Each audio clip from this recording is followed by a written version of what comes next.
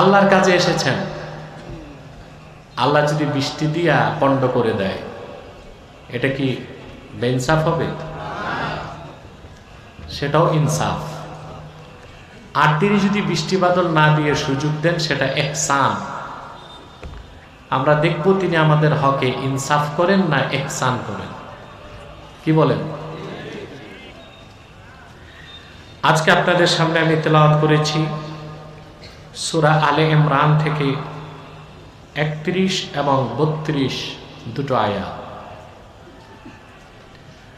আমাদের দেশে অধিকাংশ জায়গায় সূরা আলে ইমরানের 31 নম্বর আয়াত থেকে আলোচনা হয়, কিন্তু কেন যেন 32 নম্বর আয়াত থেকে আলোচনা হয় না। এটা একটা দুঃখজনক বিষয়। কথা বুঝতে পেরেছেন? আমি কোনো ভূমিকায় না যে সরাসরি মূল আলোচনায় প্রবেশ করছি। ভূমিকাতে একটি কথাই বলবো, খোলা আকাশের নিচে বসে আছেন, পার্থিব স্বার্থ আছে? রাজনৈতিক, সামাজিক, অর্থনৈতিক? শুধু আমরা আল্লাহ তার হাবিবের রেজামন্দি চাই। বসে আছেন, হেঁটে এসেছেন, প্রতি কদমে 10টি নেকি পেয়েছেন। বসে আছেন, প্রতি শ্বাসে 10টি নেকি পাচ্ছেন। সবাইকে নিয়ে যখন সম্মিলিত মুনাজাত করব, জিন্দিগির গুনাহ মাফ করে নিষ্পাপ ঘোষণা করে আল্লাহ বাড়ি পাঠায় দিবেন। আমরা খুশি? শয়তান তো বেজার। এখন শয়তানের প্রজেক্ট কি? আপনাদের এখান থেকে উঠানো যায় কিনা আমরা সে সুযোগ দিব? আমরা কি ন্যাক নিয়ত করে শয়তানের নাপাক গালে একটা চপেটা ঘাত করতে পারি? আমরা নিয়ত করছি কিছুক্ষণ পরে আজকের মুনাজাত করে গুনাহ মাফ করে নিষ্পাপ বেহেশতি আল্লাহওয়ালা হয়ে বাড়ি যেতে চাই। কারা কারা হাত তুলে আল্লাহকে দেখান?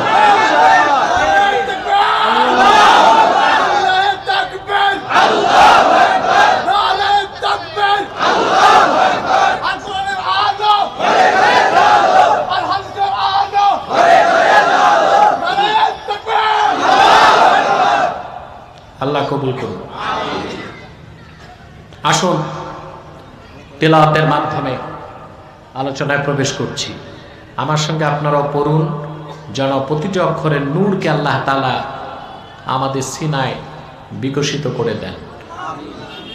আউযু বিল্লাহি মিনাশ শাইতানির রাজীম। বিসমিল্লাহির রাহমানির রাহিম। কুল ইন কুনতুম তুহিব্বুনাল্লাহা ফাত্তাবিউনি ইউহিব্বুকুমুল্লাহু ওয়া ইয়াগফির লাকুম যুনুবাকুম ওয়াল্লাহু গফুরুর রহিম। قل أطيعوا الله والرسول فإن تولوا فإن الله لا يحب الكافرين। আল্লাহ তাআলা বলেন, প্রিয় হাবিব মুহাম্মদ সাল্লাল্লাহু আলাইহি ওয়াসাল্লাম, আপনি মানব জাতিকে বলুন, যদি তোমরা আল্লাহকে ভালোবেসে থাকো, ফাত্তাবিউনি, আমার অনুসরণ করো, ইউহিব্বুকুমুল্লাহ, আল্লাহ তোমাদেরকে ভালোবাসবেন, ওয়া ইয়াগফির লাকুম যুনুবাকুম, তোমাদের জিন্দেগীর সমস্ত গুনাহকে আল্লাহ মাফ করে দিবেন। আল্লাহ হচ্ছেন ক্ষমাশীল, অতীব দয়ালু। তারপরে আল্লাহ তাআলা বলেন, قل أطيعوا الله والرسول فإن تولوا فإن الله لا يحب الكافرين। প্রিয় হাবিব, আপনি আরো বলে দিন, তোমরা আল্লাহর আনুগত্য করো, তার রাসূলের আনুগত্য করো। ফাইন তাওয়াল্লাও, যদি আল্লাহ তার রসুলের আনুগত্য থেকে মুখ ফিরিয়ে নাও, আল্লাহ বলেন যদি তারা আল্লাহ তার রসুলের আনুগত্য থেকে মুখ ফিরিয়ে নেয়, ফাইন্নাল্লাহা লা ইউহিব্বুল কাফিরিন, নিশ্চয় আল্লাহ কাফেরদেরকে ভালোবাসেন না। 31 নম্বর আয়াতে আল্লাহ যে কথা বললেন, 32 নম্বর আয়াতে আরো কঠোর কথা বললেন। অর্থাৎ আল্লাহ তার রসুলের আনুগত্য এটা ঐচ্ছিক বিষয় না, আবশ্যিক বিষয়। মুসলমান হতে হলে আল্লাহ তার রসুলের আনুগত্যকে মেনে নিতেই হবে। যদি কেউ মেনে না নেয়, আল্লাহর ভাষায় সে কি কাফের, সে কি? আমি বলছি না, আল্লাহ বলছেন ফাইন্নাল্লাহা লা ইউহিব্বুল কাফিরিন। যারা আল্লাহ তার রসুলের আনুগত্য মেনে নিবে না তারা কাফের, আর কাফেরদেরকে আল্লাহ কখনোই পছন্দ করেন না, ভালোবাসেন না।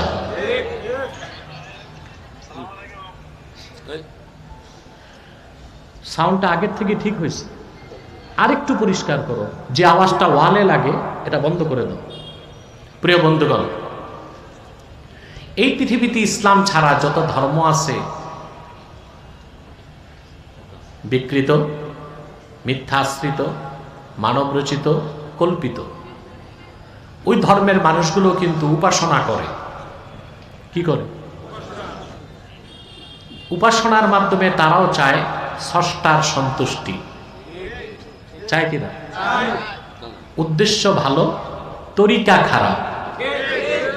উদ্দেশ্য ভালো, তরিকা খারাপ। আপনারা অবাক হবেন এই আয়াত কেন নাজিল হলো।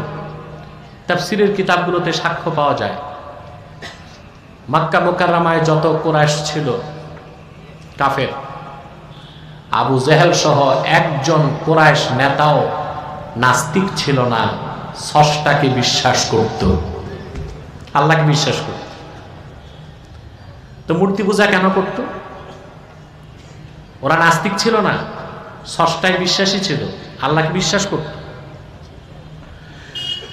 আল্লাহ রাব্বুল আলামিন বলেন, ওয়ালা ইন সাআলতাহুম মান খালাকাস সামাওয়াতি ওয়াল আরদা লা ইয়াকুলুন্নাল্লাহ।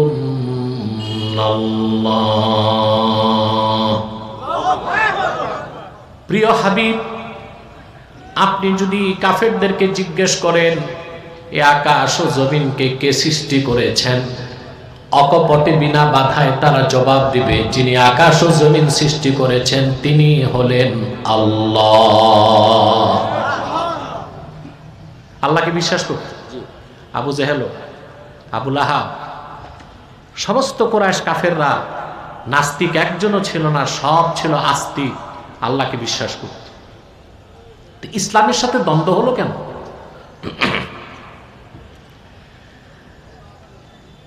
আল্লাহ রাব্বুল আলামিন বলেন, দেবদেবীর পূজা কেন করে তারা? এই জবাবে তারা বলেছে, মা না'বুদুহুম ইল্লা লিয়ুকাররিবুনা ইলাল্লাহি যুলফা। আমরা এইসব হাতে বানানো দেবদেবী, লাত, মানাত, উজ্জা, 360টা দেবদেবীরে ইবাদত করি এই জন্যে তারা যেন আমাদেরকে আল্লাহর কাছে পৌঁছায় দেয়। বলেন নাউজুবিল্লাহ। তো তাদের উদ্দেশ্য কি ছিল? আল্লাহকে পাওয়ার চেষ্টা, আল্লাহর ভালোবাসা পেতেই তারা এই দেবদেবীর ইবাদত করত। উদ্দেশ্য ভালো ছিল, পদ্ধতি খারাপ। পদ্ধতি কি ছিল? খারাপ মানে একদম খারাপ, শিরক। ইহুদিরা বিশ্বাস করত উজাইর হচ্ছে আল্লাহর বেটা, ওরা উজাইরের ইবাদত করত, উদ্দেশ্য ছিল আল্লাহকে পাওয়া। খ্রিস্টানরা মরিয়ম পুত্র ঈসার ইবাদত করত, ওদেরও দাবি ছিল আমরা আল্লাহরই সন্তুষ্টি চাই, ঈসা হলো ওসিলা। নাউজুবিল্লাহ বলবেন। আল্লাহ রাব্বুল আলামিন তখন আয়াত নাজিল করে দিলেন, কুল ইন কুনতুম তুহিব্বুনাল্লাহ ফাত্তাবিউনি ইউহিব্বুকুমুল্লাহ ويغفر لكم ذنوبكم والله غفور رحيم আল্লাহ ডেকে বললেন, মুহাম্মদ সাল্লাল্লাহু আলাইহি সাল্লাম আপনি বলে দিন, যদি তোমরা আসলেই আল্লাহকে ভালোবেসে থাকো ফাত্তাবিউনি, তাহলে আমার অনুসরণ করো। কারণ আল্লাহকে পাওয়ার জন্য, তার ভালোবাসা পেতে, তার সান্নিধ্য পেতে আমি মুহাম্মদ সাল্লাল্লাহু আলাইহি সাল্লামের তরিকার বাইরে আর কোনো পথ নাই, কোনো মত নাই। একটাই তরিকা। কটা তরিকা? রাসূলুল্লাহর আনিত দ্বীন, ওনার আনিত শরীয়ত, ওনার প্রবর্তিত সুন্নাহ, ওনার দেখানো সুন্নাহ, এর বাইরে আল্লাহকে পাওয়ার, আল্লাহর সন্তুষ্টি লাভ, ইহকালীন কল্যাণ, পরকালীন মুক্তি, বেহেশতে যাওয়া, নাজাত, এসবের দ্বিতীয় আর কোনো ব্যবস্থা নাই। একটাই পথ, একটাই মত। বলেন, একটাই পথ, একটাই মত, সেটা হচ্ছে রাসূলুল্লাহর ইত্তেবা। সুবহানাল্লাহ। এর বাইরে মানুষ যে যেই ধর্ম নিয়ে থাক, ওটা তার কিসমত খারাপ, কিন্তু আখেরাতে তার কোনো মুক্তির ব্যবস্থা নাই। এখন আমরা প্রথম পর্বে যে কথাটা বুঝবো তা হচ্ছে, আল্লাহর ভালোবাসাটা প্রত্যেক মুমিনের অন্তরে রাখতে হবে। হবে না? এই পৃথিবীতে আল্লাহ সাজায় রাখছেন, মূল উপাদান হচ্ছে ভালোবাসা। মানুষ চাকরি করে, ব্যবসা করে, সংসার করে, রাজনীতি করে, সবকিছুর মূলে কি? একজনের প্রতি একজনের টান, ভালোবাসা। যদি আল্লাহ ভালোবাসার উপাদানগুলো না রাখতেন, তো কেউ তো আর ব্যবসা বাণিজ্য, চাকরি বাকরি করতো না। আল্লাহ পৃথিবীর কিছু উপাদানকে চিত্তাকর্ষক করে দিয়েছেন। আল্লাহ রাব্বুল আলামিন বলেন, যুয়্যিনা লিন-নাসি হুব্বুশ শাহাওয়াতি মিনান নিসাই ওয়াল বানিনা ওয়াল কানাতিরিল মুকান্তারাতি মিনাদ যাহাবি ওয়াল ফিদ্দাতি ওয়াল খাইলিল মুসাওওয়ামাতি ওয়াল আনআমি ওয়াল হারথ যালিকা মাতাউল হায়াতিদ দুনিয়া ওয়াল্লাহু ইনদাহু হুসনুল মাআব। আল্লাহ রাব্বুল আলামিন বলেন, নারীর প্রতি ভালোবাসা আছেন আপনাদের? মায়ের প্রতি ভালোবাসা, বোনের প্রতি, স্ত্রীর প্রতি, এসব হচ্ছে নারীর প্রতি ভালোবাসা। নারীর প্রতি ভালোবাসা, সন্তান সন্ততির ভালোবাসা, কারি কারি সোনারূপা, নির্বাচিত ঘোড়া, গৃহপালিত পশু আর কৃষি, এই সব কিছুকে মানুষের জন্য দুনিয়ায় চিত্তাকর্ষক করে দেওয়া হয়েছে। এই জন্য মানুষ ব্যবসা করে, চাকরি করে, বিয়ে শাদী করে, ঘর সংসার করে, ঠিক কিনা? সবকিছুর মূলে কি? এই জিনিসগুলোকে আল্লাহ তাআলা চিত্তাকর্ষক করে দিয়েছেন। এগুলো মুসলমানেরও দরকার, মুসলমানেরও দরকার। মুসলমানকে বানানো হয়েছে এই জন্য না যে তারা পৃথিবীতে সন্ন্যাসী হয়ে থাকবে, এ সব লাগবে। কিন্তু অমুসলিম আর মুসলিমের পার্থক্য এখানে, অমুসলিম এই জিনিসগুলোকে আঁকড়ে ধরে, আল্লাহর সাথে কোনো সম্পর্ক রাখে না, পরকালকে ভুলে যায়। আর এই সবগুলো জিনিসকে মুমিন মুসলমান ব্যবহার করে, কিন্তু সব কিছুর চেয়ে তার ভালোবাসা আল্লাহর জন্য বেশি থাকে, তার রাসূলের জন্য বেশি থাকে। সুবহানাল্লাহ। কোন ব্যক্তি ঈমান আনার পরে যতক্ষণ পর্যন্ত আল্লাহ তার হাবিব মুহাম্মদ সাল্লাল্লাহু আলাইহি সাল্লামের ভালোবাসা জীবনের চেয়ে বেশি না হবে, তার পিতামাতা, আত্মীয় স্বজন, সন্তান সন্ততি, পরিবার পরিজন, বিত্ত বৈভব, সোনারূপা, ধন সম্পদ, এমনকি তার জীবনের চেয়ে বেশি না হবে, ততক্ষণ পর্যন্ত সে লোকটা একজন প্রকৃত মুমিন বা মুসলমান হতে পারে না। সব কিছুর চেয়ে বেশি আল্লাহ ও তার হাবিবের ভালোবাসা থাকতে হবে, ঠিক কিনা বলে? সাহাবায়ে কেরাম আল্লাহকে, আল্লাহর হাবিবকে কিরকম ভালোবাসতেন হাদিসের পাতায়, ইতিহাসের পাতায় স্বর্ণাক্ষরে তা লিপিবদ্ধ আছে। আমি একটা তথ্য দিচ্ছি আপনাদেরকে। ইমামে কুরতুবী তাফসীর কুরতুবীতে লেখেন, لما أمر رسول الله صلى الله عليه وسلم بالهجرة من مكة المكرمة إلى المدينة المنورة جعل الرجل يقول لأبيه والأب لابنه والأخ لأخيه والرجل لزوجته إنا قد أمرنا بالهجرة।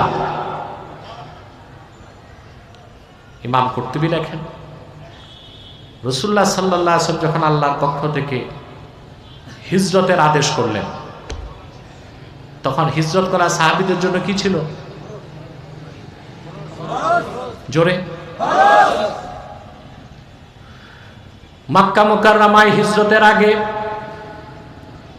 একই পরিবারে, একই ঘরে পিতা ছিলেন মুমিন, সন্তান ছিল কাফের, ভাই ছিল মুমিন, আরেক ভাই ছিল কাফের, স্বামী ছিল মুমিন, স্ত্রী ছিল অমুসলিম, একই সাথে বসবাস করতেন।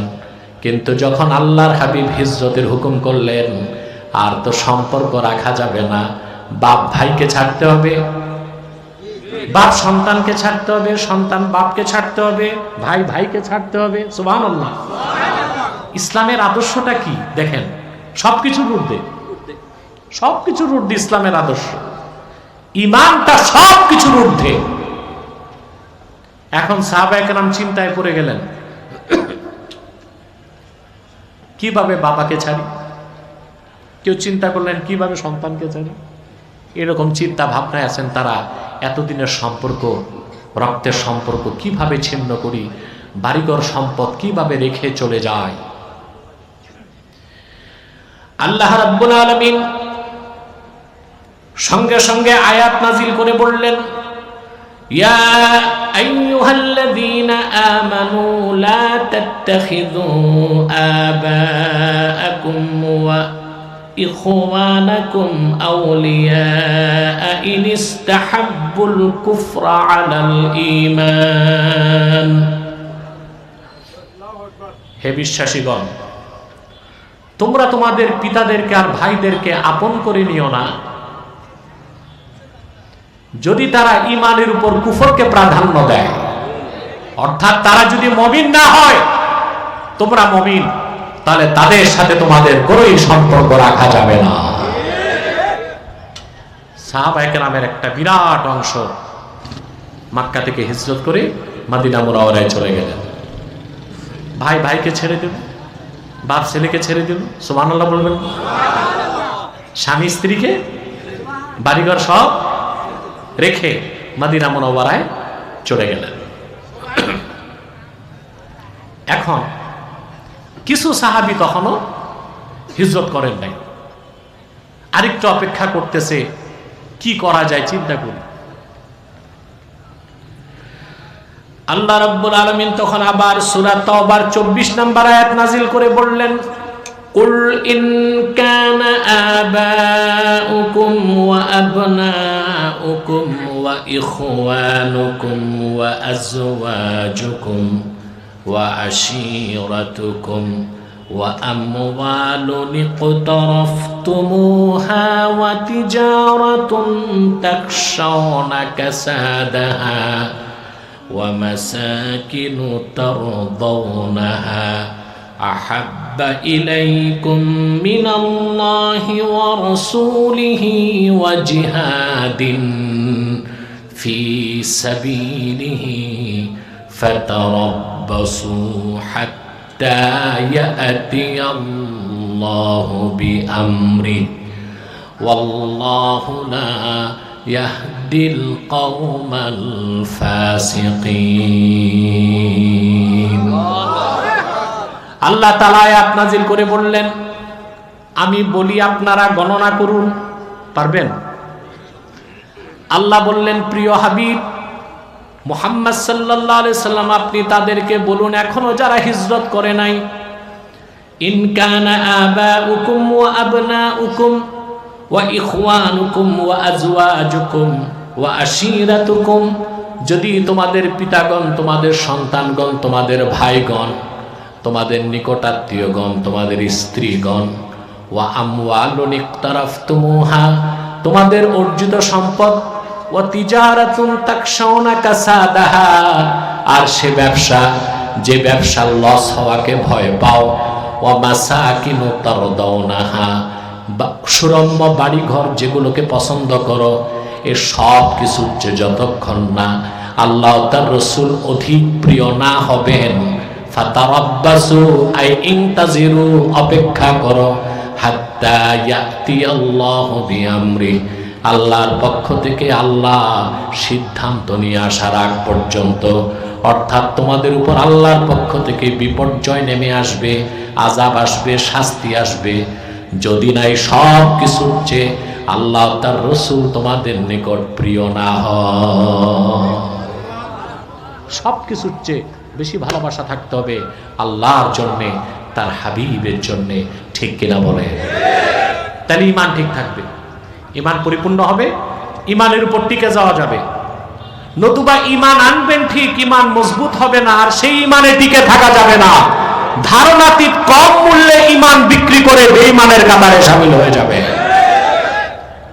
হচ্ছে তো এখন বাংলাদেশে নির্বাচন ঘনায় আসতেছে, আর কেনাবেচা শুরু হয়েছে, কেনাবেচা শুরু হয়ে গেছে। কিভাবে দেশ বিক্রি করা যাবে, হ্যাঁ, কিভাবে ক্ষমতায় যাওয়া যাবে, দিনের স্বার্থ কেউ দেখতেছে না, ঈমান ইসলামের স্বার্থ দেখতেছে না, নিঃস্বার্থ দেখতেছে। কেন? আমরা তো এখন পর্যন্ত ঈমানটাই মজবুত করতে পারি নাই। আমার পিতামাতা, আত্মীয় স্বজন, পরিবার পরিজন, সন্তান সন্ততি, ব্যবসা বাণিজ্য, চাকরি বাকরি, বিত্ত বৈভব, সহায় সম্পদ, এমনকি নিজের জীবন থেকে যতক্ষণ না আল্লাহ তার রসুল প্রিয় না হবেন, ততক্ষণ পর্যন্ত কোন ব্যক্তি সুপার ক্লাসের মুসলিম মুমিন হতে পারে না। সম্ভব না, সম্ভব। প্রিয় বন্ধুগণ, এই আয়াত নাজিলের পর আর একজন সাহাবী মক্কায় থাকলেন না, সব হিজরত করে চলে গেলেন। আল্লাহর হাবিবের সুমহান সাহাবীগণ আল্লাহর এই নির্দেশ পালন করেছেন অক্ষরে অক্ষরে। তারা আল্লাহ তার রসুলের ভালোবাসায় মাল দিয়েছেন, জান দিয়েছেন, সহায় সম্পদ সবকিছু, বিত্ত বৈভব সবকিছু কোরবানি করেছেন। পিতা পুত্রের বিরুদ্ধে অস্ত্র ধরেছেন, পুত্র পিতার বিরুদ্ধে অস্ত্র ধরেছেন। সুবহানাল্লাহ বলবেন না? বদর যুদ্ধে স্টেজে উঠানামাটা বন্ধ করেন। বদর যুদ্ধের সময় আবু বকর সিদ্দিক রাদিয়াল্লাহু তাআলা আনহু আল্লাহর হাবিবের পক্ষে লড়াই করেছেন, আর তারই ঔরসজার সন্তান আব্দুর রহমান রাসূলুল্লাহর বিরুদ্ধে যুদ্ধ করেছেন। ঈমান আনার পরে আব্দুর রহমান বললেন, পিতাজি, বদর যুদ্ধে কয়েকবার আপনাকে কাছে পেয়েছিলাম, আপনি আমার সম্মানিত পিতা, সেজন্য আপনার উপর তরবারি উঠাই নাই। সিদ্দিক আকবর বললেন, আব্দুর রহমান, মনে রাখো, কাবার মালিক আল্লাহর কসম, বদরে যদি তোমারে কাছে পেতাম, আমার তরবারি তোমারে ক্ষমা করতো না। রাসূলুল্লাহ সাল্লাল্লাহু আলাইহি সাল্লামের জলিলুল কদর সাহাবী ছিলেন মুসআব ইবনে উমাইর, ধনী মানুষ ছিলেন। কি পরিমাণ তার ধন সম্পদ ছিল! রেজাল শাস্ত্রবিদগণ লেখেন, মুসআব ইবনে উমাইর কখনো কখনো তার দস্তরখানায় 70 জন মেহমান নিয়ে পানাহার করতেন। সুবহানাল্লাহ বলবেন? কতজন? 70 জন মেহমান নিয়ে দস্তরখানে বসতেন। মেহমানদের সামনে খাদ্য পরিবেশন করতেন সোনার রূপার বাটিতে। পানাহারের পর সোনার রূপার বাটি আর ফেরত নিতেন না, মেহমানদেরকে উপঢৌকন হিসেবে দান করে দিতেন। এ লোকটা ঈমান আনার পরে বাবা মায়ের সাথে সম্পর্ক ছিন্ন করলেন, হিজরত করে মদিনাতুল মুনাওয়ারাতে চলে গেলেন। বদর যুদ্ধে মুসআব বিন উমাইর যুদ্ধ করেছেন আল্লাহর হাবিবের পক্ষে, ইসলামের পক্ষে। আর তার আপন ভাই আমির বিন উমাইর যুদ্ধ করেছে ইসলামের বিপক্ষে। বদর যুদ্ধে কাফেররা যখন পরাজিত হলো, আমির বিন উমাইরকে বন্দী করা হলো, হাত পা বেঁধে ফেলা হলো। চতুর আমির বিন উমাইর সাহাবায়ে কেরামকে বললেন, সাহাবীরা শোনো, আমি আল্লাহর হাবিবের বিশিষ্ট সাহাবী মুসআব বিন উমাইরের আপন ভাই। এই পরিচয়টা পেয়ে সাহাবায়ে কেরাম আমির বিন উমাইরের হাতের বাঁধন ঢিলা করে দিলেন। সকালবেলা সাহাবায়ে কেরাম মুসআব বিন উমাইরকে বললেন, আপনার ভাই পরিচয় পেয়ে আমির বিন উমাইরের হাত পায়ের বাঁধন আমি ঢিলা করে দিয়েছি। মুসআব বিন উমাইর বললেন, সাহাবীরা শোনো, আল্লাহর হাবিবের বিরুদ্ধে বদর যুদ্ধে যে তরবারি হাতে নিয়েছে, ওই রকম কুলাঙ্গার আমি মুসআবের ভাই হতে পারে না। শক্ত করে তার হাত পা বেঁধে দাও। আর তার মায়ের রয়েছে প্রচুর সম্পদ, মা তো তারও, কিন্তু মুসলমান হয় নাই। আর নিজের মা বলতেছে না, বলে তার মায়ের প্রচুর সম্পদ, অধিক মুক্তিপণ আদায় করে তারপর তাকে ছাড়ো। মুসআব বিন উমাইর উহুদ যুদ্ধে রাসূলুল্লাহর সামনে দাঁড়াইছিলেন। উহুদ যুদ্ধে আল্লাহ রাসূল সাল্লাল্লাহু আলাইহি ওয়াসাল্লামের সামনে দাঁড়াইছিলেন, একদম সামনে, ঢাল হিসেবে আবু উবাইদা ইবনুল জাররাহ রাদিয়াল্লাহু তাআলা। রাসূলুল্লাহ সাল্লাল্লাহু আলাইহি ওয়াসাল্লামের একটা হুকুমকে মানতে পারেন এই সাহাবায়ে কেরাম। কয়টা হুকুম? রাসূলুল্লাহ সাল্লাল্লাহু আলাইহি ওয়াসাল্লাম তীরন্দাজ সাহাবীদেরকে বলেছিলেন, আমার পরবর্তী নির্দেশের আগে এই স্থান ত্যাগ করবা না। উহুদ যুদ্ধে বিজয় চলে আসছে, তীরন্দাজরা ইজতিহাদ করছে। কি করছে? যে যুদ্ধ তো শেষ হয়ে গেছে, এখন তো সরতে পারি, গনিমতের মাল আমরা একটু নেই। বাস, আল্লাহর হাবিবের একটা হুকুম অমান্যের কারণে বিপর্যয় চলে আসে। একজন দুজন নয়, ৭০ জন সাহাবী শাহাদাত বরণ করলেন। কাফেরেরা আল্লাহর হাবিবের দিকে এগিয়ে আসতে লাগলো। আল্লাহর হাবিবের সামনে ঢাল হিসেবে দাঁড়ায় গেলেন আবু উবাইদা ইবনুল জাররাহ। রিজাল শাস্ত্রবিদগণ লেখেন, একটি নয়, দুইটি নয়, তার শরীরে ৯০টার বেশি আঘাত লেগেছিল। রাসূলুল্লাহ সাল্লাল্লাহু আলাইহি সাল্লাম ডানে বামে তাকালে আবু উবাইদা ইবনুল জাররাহ বলতেন, ইয়া রাসূলুল্লাহ, আমার বাবা মা আপনার কদমে কোরবান হয়ে যাক, আপনি ডানে বামে তাকাবেন না যতক্ষণ আপনার আবু উবাইদা জীবিত আছে। একটা অস্ত্রের আঘাত আপনার নূরের জিসিমে লাগতে দিব না। ৯০টার বেশি আঘাত লাগছে। সাহাবী দাঁড়ায় সবগুলো আঘাত নিয়েছেন। আবু উবাইদা ইবনুল জাররাহ বেঁচে গেছিলেন, এজন্য রাসূলুল্লাহ সাল্লাল্লাহু আলাইহি ওয়াসাল্লাম তাকে বলতেন জীবিত শহীদ। সুবহানাল্লাহ। সাথে আরেকজন সাহাবী ছিলেন যিনি জায়গা ছাড়েন নাই, আল্লাহর হাবিবের ভালোবাসায় জীবন দিয়েছেন, তিনি মুসআব বিন উমাইর রাদিয়াল্লাহু তাআলা। উহুদ যুদ্ধ যখন শেষ, আল্লাহর হাবিব বললেন, আমার শহীদ সাহাবীদের লাশ এক জায়গায় আনো। সবার লাশকে যখন আনা হলো, রাসূলুল্লাহ সাল্লাল্লাহু আলাইহি ওয়াসাল্লাম মুসআব বিন উমাইরের সামনে দাঁড়ায় দেখলেন তার শরীরের সবটাই রক্ত মেখে আছে। আল্লাহর হাবিব সাহাবায়ে কেরামকে বললেন, সাহাবীরা, ওয়ালাকাদ রাআইতুহু ওয়া আলাইহি বুরদান লা তুরাফু কিমাতুহুমা ওয়া ইন্না শিরাকানা আলাইহি মিন যাহাবিন। এ হচ্ছে আমার মুসআব, আমি তাকে দেখেছি, তার শরীরে এমন দুইটা মূল্যবান চাদর জড়ায় সে হাঁটতো, যেই চাদর দুইটার মূল্য কি তা জানা ছিল না। আর আমি এটাও দেখেছি আমার সাহাবী মুসআব যে জুতা পায়ে দিয়ে হাঁটতো, সেই জুতার ফিতাটা ছিল খাঁটি সোনার তৈরি। সাহাবায়ে কেরাম এসে বললেন, ইয়া রাসূলুল্লাহ সাল্লাল্লাহু আলাইহি ওয়াসাল্লাম, মুসআবের শরীরে যে কাপড়, ও দিয়া তো ঢাকতেছে না, পা ঢাকলে মাথা খোলা থাকে, মাথা ঢাকলে পা খোলা থাকে। আল্লাহর হাবিব বললেন মাথাটা ঢেকে দাও কাপড় দিয়ে, আর ইস্খির ঘাস দিয়া পাটা ঢেকে দাও। সুবহানাল্লাহ বলবেন না? সাহাবায়ে কেরাম এভাবে আল্লাহ তার হাবিবকে ভালোবাসতেন, বলেন সুবহানাল্লাহ। মাওলানা বলেন সাউন্ডটা আরেকটু কমাক, আমার কানে লাগে তো। মিষ্টি টক জাল লাগবে না, মানে ক্লিন আওয়াজ, কানে না লাগে। প্রিয় বন্ধুগণ, কথা শুনতেছেন? ধৈর্য আছে তো? প্রিয় ভাইগণ, যতক্ষণ পর্যন্ত না আল্লাহ তার হাবিব মুহাম্মদ সাল্লাল্লাহু আলাইহি ওয়াসাল্লামের ভালোবাসা জীবনের চেয়ে বেশি না হবে, ততক্ষণ পর্যন্ত আপনি খাঁটি নির্ভেজাল 1 নাম্বার ক্লাসের মুমিন হতে পারবেন না। এখন প্রমাণ কি? আমি আপনি আল্লাহ তার হাবিবকে জীবনের চেয়ে বেশি ভালোবাসতে পারলাম, এটার প্রমাণ কি?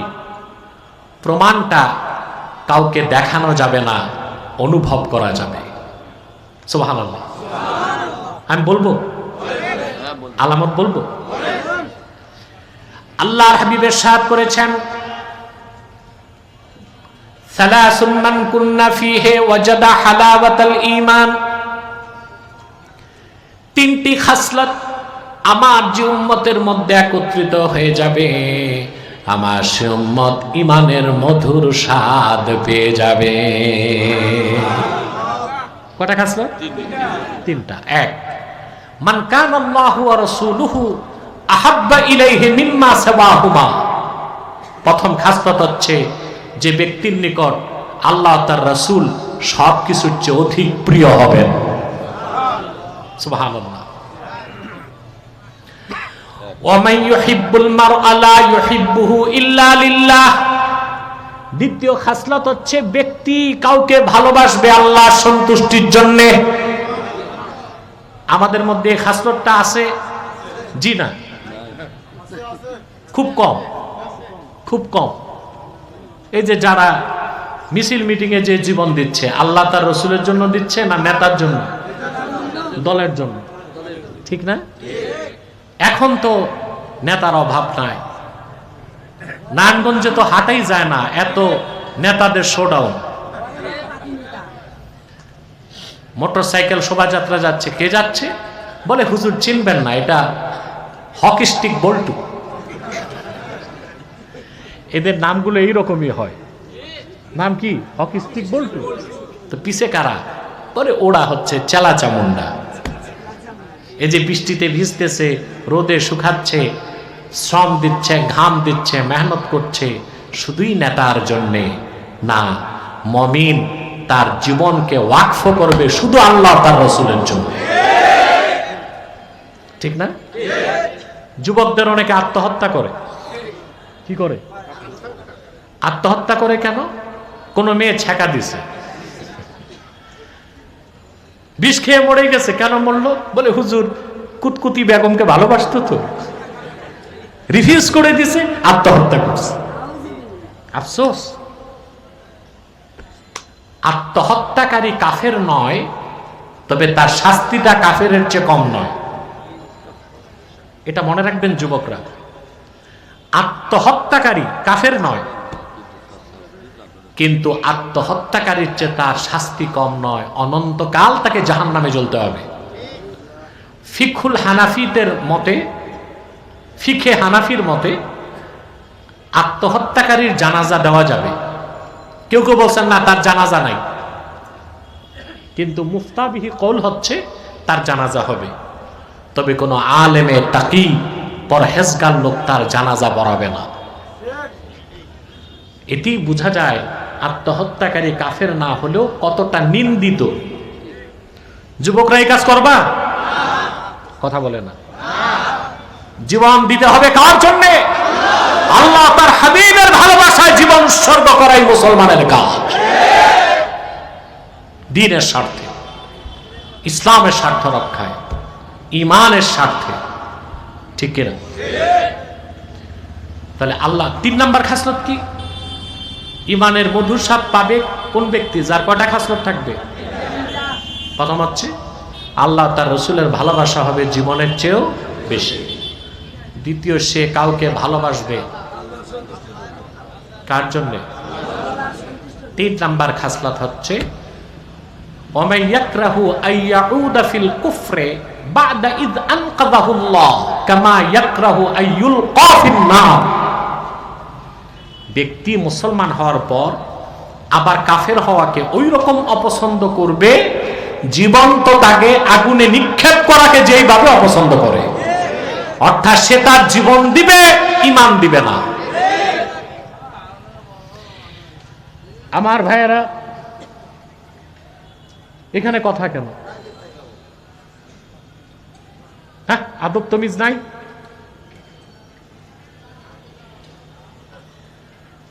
প্রিয় বন্ধুগণ, কথা খেয়াল করতেছেন? এখন আল্লাহ তার রাসূল সাল্লাল্লাহু আলাইহি ওয়াসাল্লামকে জীবনের চেয়ে বেশি ভালোবেসেছি, এটার প্রমাণ নিজে তো পাইলাম, ঠিক না? যখন ঈমানের মধুর স্বাদ পাব। এখন এটা দৃশ্যমান প্রমাণ কি? সুবহানাল্লাহ। আল্লামা বদরুদ্দিন আইনি বুখারী শরীফের শরহ উমদাতুল কারিতে, ইবনে হাজার আসকালানী ফাতহুল বারিতে, ইমামে কস্তালানী ইরশাদুস সারিতে, বুখারী শরীফের 3টি কিতাবের মধ্যে এসেছে ইন্না সামারাতা মাহাব্বাতিল্লাহি আযজা ওয়া জাল্লা ইমতিসালু আওয়ামিরিহি ওয়া সামারাতা মাহাব্বাতি রাসূলিল্লাহি সাল্লাল্লাহু আলাইহি ওয়াসাল্লাম ইত্তিবাউ সুন্নতিহি ওয়াল মুলাযামাতু বিশরিয়াতিহি। আল্লাহ তার রাসূল মুহাম্মদ সাল্লাল্লাহু আলাইহি ওয়াসাল্লামকে জীবনের চাইতে বেশি কেউ যদি ভালোবাসে, তার প্রমাণ হচ্ছে যে ব্যক্তি আল্লাহকে জীবনের চেয়ে বেশি ভালোবাসবে সে আল্লাহর হুকুমগুলো মানবে, নিষেধগুলো ছাড়বে।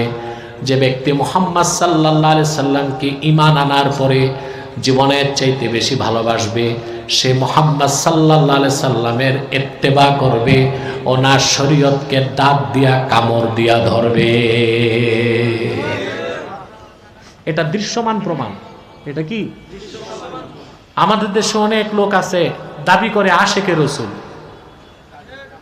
হ্যাঁ, দাবি করে কি সুন্নি, কিন্তু দেখা যায় তার মধ্যে 5 ওয়াক্ত নামাজই নেই, রোজা নাই, সুন্নতের কোনো চর্চা নাই। এমনকি রাসূলুল্লাহ আনিত দ্বীন ইসলামের অনেক মৌলিক বিষয়ের বিশ্বাসও নাই। ওটা তো মুসলমানই হয় নাই, আশেক তো পরে, সুন্নি তো পরে, আগে তো মুসলমান হইতে হবে। কথা বলে না। তাহলে আমার ভাইয়েরা, এতক্ষণ আলোচনার সাবস্টেন্স কি?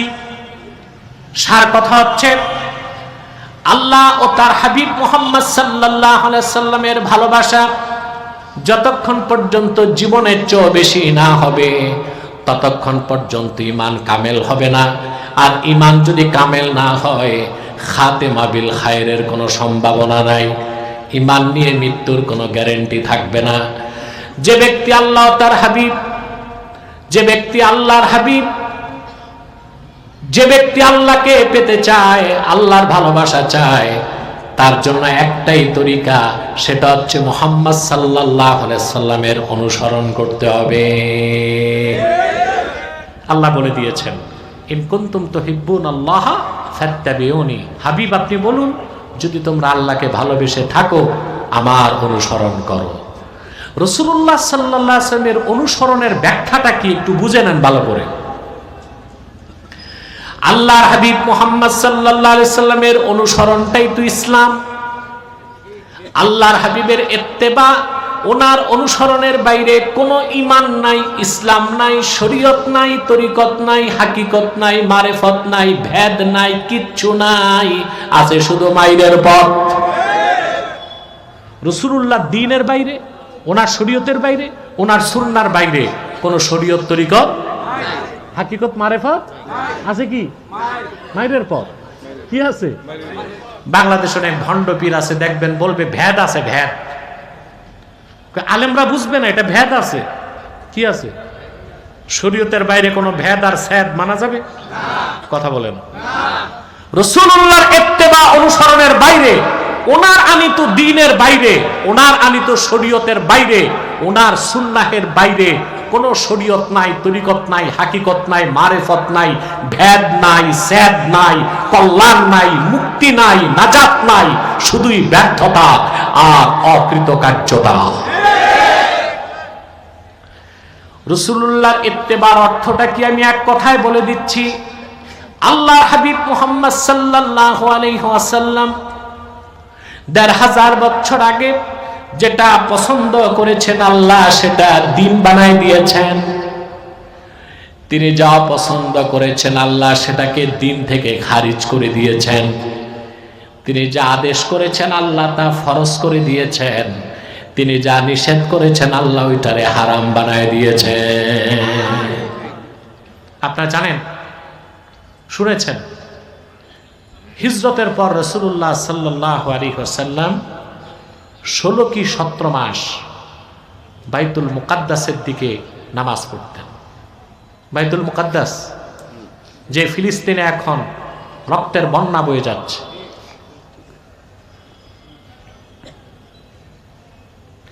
আমার দুঃখ লাগে যখন ফিলিস্তিনি ইসলামের স্বার্থ রক্ষায় যুবক, বৃদ্ধ, আবাল বৃদ্ধ বলিতা জীবন উৎসর্গ করছে, আর আমাদের দেশে আমরা অনেক মোল্লা মৌলবী পীর সাহেবরা ভালো ভালো খেয়ে অল্প পয়সায় বিক্রি হয়ে যাচ্ছে। এখন অনেকে বাংলাদেশে নেমেছে মার্কিন স্বার্থ রক্ষা করতে। আগে যারা ছিল 16 বছর করছে ভারতের স্বার্থ রক্ষা, আর এখন অনেকে আছে রক্ষা করতেছে মার্কিন স্বার্থ রক্ষা।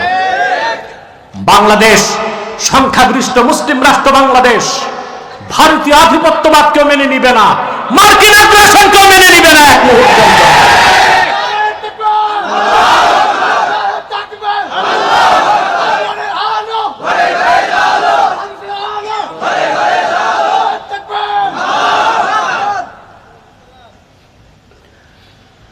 আপনাদের চোখ কান খোলা রাখতে হবে। আমরা দেশকে ভালোবাসি কেন? দেশ কি?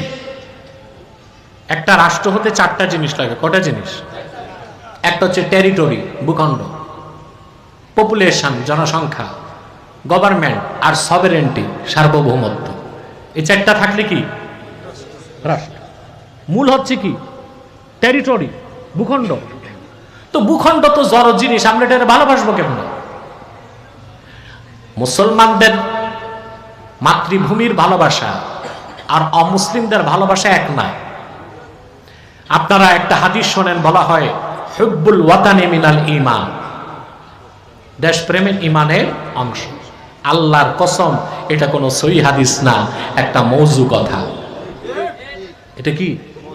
একেবারেই মওযু কথা, এটা কোনো সহিহ হাদিস না। আরেকটা হাদিস আপনারা শোনেন, উতলুবুল ইলমা ওয়ালাউ বিসসিন, জ্ঞান অর্জন করতে সুদূর চীনে যাও। এটাও সহিহ হাদিস না, এটাও হাদিসের নামে একটা জাল কথা। প্রিয় বন্ধুগণ, আমরা দেশকে ভালোবাসি কেন? আমরা ভালোবাসি সেখানেও ইসলামের স্বার্থ আছে। এই ভূখণ্ডে দেশ যদি স্বাধীন থাকে, আমরা এখানে অবাধে, নির্বিবাদে, নির্ঝঞ্ঝাট ভাবে ইসলামকে পালন করতে পারবো। ঠিক না? শিআরে ইসলামকে আমরা সমুন্নত করতে পারবো। আর আমাদের সকলের স্বপ্ন হচ্ছে হুকুমত ইসলামকে প্রতিষ্ঠিত করব, আজ হোক কাল হোক। ঠিক কিনা? প্রিয় বন্ধুগণ, এই জন্য আমরা দেশকে ভালোবাসি, অন্য কোনো কারণ।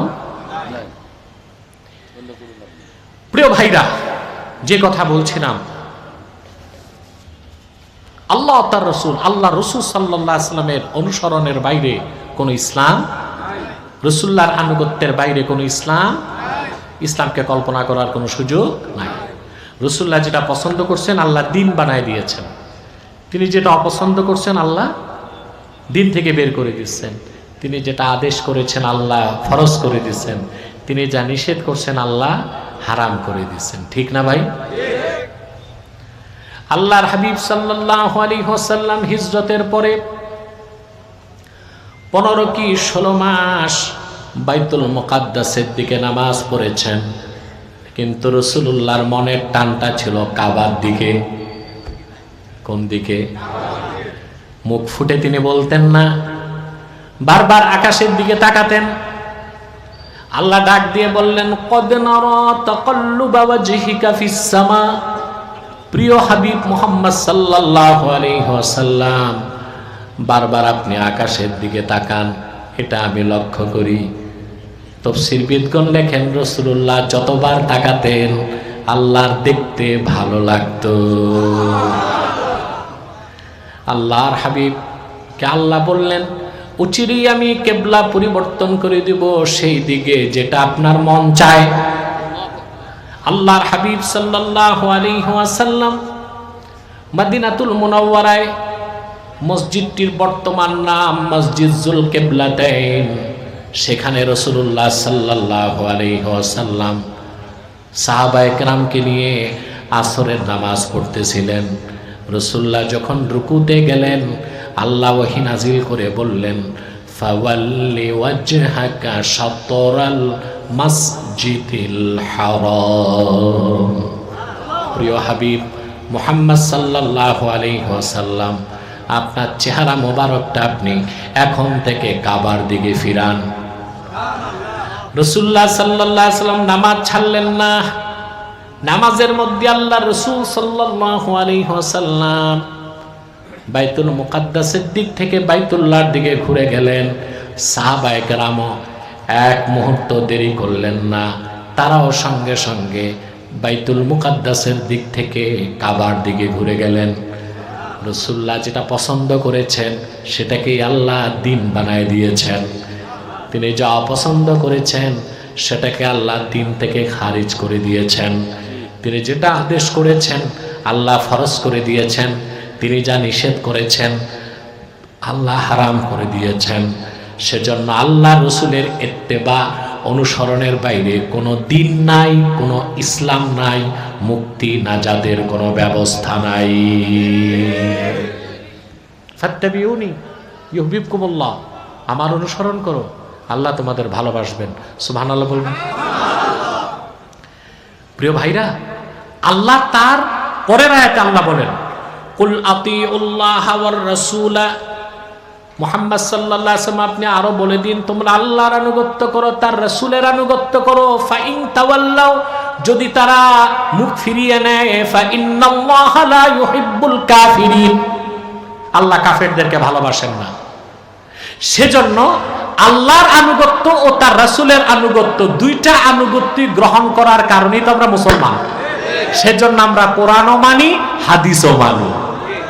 এখন যারা শুধু কোরআন মানে হাদিস মানে না, আল্লাহর ফতোয়ায় তারা মুসলমান না কাফের? আমার ফতোয়া? কার ফতোয়া? হাদিস কেন মানি? আল্লাহর হুকুম, মা আতাকুমুর রাসূলু ফাখুযুহু ওয়া মা নাহাকুম আনহু ফান্তাহু। আমার প্রিয় রাসূল, আমার দোস্ত মুহাম্মদ সাল্লাল্লাহু আলাইহি সাল্লাম যা এনেছেন তা গ্রহণ করো, যা হুকুম করেছেন তা মানো, যা নিষেধ করেছেন তা ছাড়ো। সেজন্য আল্লাহ রাসূল সাল্লাল্লাহু আলাইহি সাল্লাম যত হুকুম করছেন, আদেশ করছেন, নিষেধ করছেন, বিধান দিয়েছেন, সব তো আর কোরআনে আসে নাই, বাকিগুলো হাদিসে না। সেজন্য মুসলমান হতে হলে কোরআনও মানতে হবে, হাদিসও মানতে হবে। হাদিস অস্বীকারী নিঃসন্দেহে কাফের, তাতে কোনো সন্দেহ। এখন এই যে ফিতনা বের হচ্ছে আহলে কোরআন, এরা আহলে কোরআন না আহলে শয়তান? জোরে বলেন কি? আহলে শয়তান।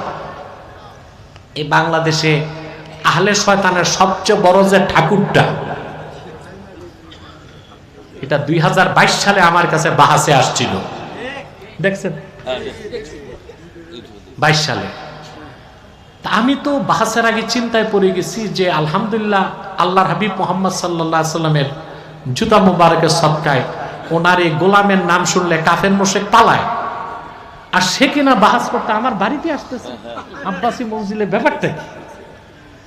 তা আমার কথা আসুক, দেখি। পরে যা তথ্য পেলাম, ও আব্বাসি মঞ্জিল আসার আগে ক্যান্টনমেন্ট থেকে নারায়ণগঞ্জ পুলিশ সুপারকে ফোন দিস, সেনা কর্মকর্তার মাধ্যমে। 10টায় আমার এখানে আসছে, 9:30 গেছে ডিসির বাংলোতে, police super ready, DC ready, 12 জন ফোর্স নিয়ে সে বাহাসে আসছে। তখন আমি বুঝলাম কেন সে বাড়িতে আসতে চাইছে। তারপর বাহাস শুরু হল। মাত্র 22 মিনিটের মাথায় পরাজিত হয়ে নাকে খপ দিয়ে বেরিয়ে গেছে। কোটি কোটি টাকা আমেরিকা থেকে, ইসরায়েল থেকে আসতেছে শুধু আহলে কোরআন দাবিদার কাফেরদের মতবাদ প্রতিষ্ঠার জন্য। তারা বলে শুধু কোরআন মানলেই হয়, হাদিস মানার দরকার নাই। অথচ আল্লাহ তাআলা তার হাবিব মুহাম্মদ সাল্লাল্লাহু আলাইহি ওয়াসাল্লামের উপর অবতীর্ণ কোরআনকে মানা যেমন ফরজ করছেন, ওনার হাদিস মানাকেও ফরজ করছেন। আমি একটা দৃষ্টান্ত দিচ্ছি ভাই, তাইলে আহলে কোরআন দাবিদার আহলে শয়তানরা কত বড় ভণ্ড কাফের তা বুঝতে পারবেন। শুধু কোরআন মানলে মুসলমান হওয়া যাবে না। কোরআনের সুস্পষ্ট ব্যাখ্যা হচ্ছে হাদিস বা সুন্নাহ। আপনি যদি বলেন না আমি শুধু কোরআন মানি, হাদিস মানব না, তাহলে তো ইসলামের অস্তিত্বই থাকবে না। ঈমানের পর সবচেয়ে বড় ফরজ কাজ কি? নামাজ। কেউ বলতে পারলেন না? ইসলামের ভিত্তি কয়টা? বুনিয়াল ইসলামু আলা খামসিন শাহাদাতি আল্লা ইলাহা ইল্লাল্লাহ ওয়া আন্না মুহাম্মাদার রাসূলুল্লাহ সাল্লাল্লাহু আলাইহি ওয়াসাল্লাম ওয়া ইকামিস সালাহ ওয়া ইতাইজ যাকাত ওয়াল হজ্জি ওয়াস সাওমি রমাদান। ইসলাম প্রতিষ্ঠিত হয়েছে 5টি ভিত্তির উপর। তার প্রথমটি কালেমা, ঈমান, তারপরে নামাজ প্রতিষ্ঠা, তারপরে যাকাত আদায়, তারপরে হজ, তারপরে রমজানের রোজা। আপনি যদি শুধু কোরআন মানেন, হাদিস না মানেন, তাহলে ইসলামের ঈমান ছাড়া 4টা ভিত্তির একটার অস্তিত্ব খুঁজে পাওয়া যাবে না। যেমন সালাত, ঈমানের পর কি? নামাজ। সালাত কয়েকটা নামাজ? 5 ওয়াক্ত নামাজের কথা কোরআন শরীফে আছে, 5 ওয়াক্তের কথা আছে। আকিমিস সালাতা তারাফাইন নাহারি ওয়া যুলাফাম মিনাল লাইল ইন্নাল হাসানাতি ইউযহিবনাস সাইয়্যাত। 5 ওয়াক্ত নামাজ। কিন্তু ফজর 2 রাকাত, যোহর 4, বলেন, আসর 4, মাগরিব 3, এশা 4। রাকাতগুলো কোথায় আছে কোরআনে? আছে? রাকাতগুলো কোরআনে আছে? ভণ্ড শুধু এই যুগে না, সাহাবায়ে কেরামের যুগও ভণ্ড ছিল। রাসূলুল্লাহ সাল্লাল্লাহু আলাইহি সাল্লামের জলিলুল কদর সাহাবী হযরত ইমরান ইবনে হুসাইন রাদিয়াল্লাহু তাআলা আনহু, তিনি দামেশকে হাদিস শরীফের দার্স দিতেন। আজকের কথা না ভাই, 1400 বছর আগের কথা। তো তিনি কথা প্রসঙ্গে রাসূলুল্লাহ শাফাতের কথা বললেন। আমরা রাসূলুল্লাহ শাফাতকে বিশ্বাস করি? কথা বলেন। রাসূলুল্লাহ শাফাত ছাড়া একটা মানুষ বেহেশতে যেতে পারবে না। শুধু বুখারী শরীফের মধ্যে শাফাতের ব্যাপারে কম বেশি 40টি হাদিস আছে। কতগুলো? 40। তো সেই ভণ্ডটা এই যুগের না, ওই যুগের। ইমরান বিন হোসেনকে বললেন যে হুজুর, এই যে শাফাতের কথা বললেন, এটা কি কোরআনে আছে নাকি? এটা কি কোরআনে আছে নাকি? হযরত ইমরান বিন হোসেন রাদিয়াল্লাহু তাআলা আনহু বুঝতে পারলেন সে কোরআন মানে হাদিস মানে না। কোরআন মানে হাদিস মানে না। ইমরান বিন হোসেন জিজ্ঞেস করলেন, হাল ক্বারাআতাল কোরআন, তুমি কি কোরআন পড়ছো নাকি? লোকটি জবাব দিল, পড়েছি। তারপর তিনি প্রশ্ন করলেন, তুমি নামাজ পড়ো নাকি? বলল, নামাজ পড়ি। তিনি বললেন, কোন নামাজ, কয় রাকাত পড়ো? লোকটি বলল, ফজর পড়ি, ফরজ 2 রাকাত, যোহর 4, আসর 4, মাগরিব 3, এশা 4। ইমরান বিন হোসেন বললেন, মিন আইনা আখাস্তা হাযা শান, নামাজের কথা কোরআনে আছে, রাকাতগুলো কোরআনের কোথায় পেয়েছো আমার একটু দেখাও।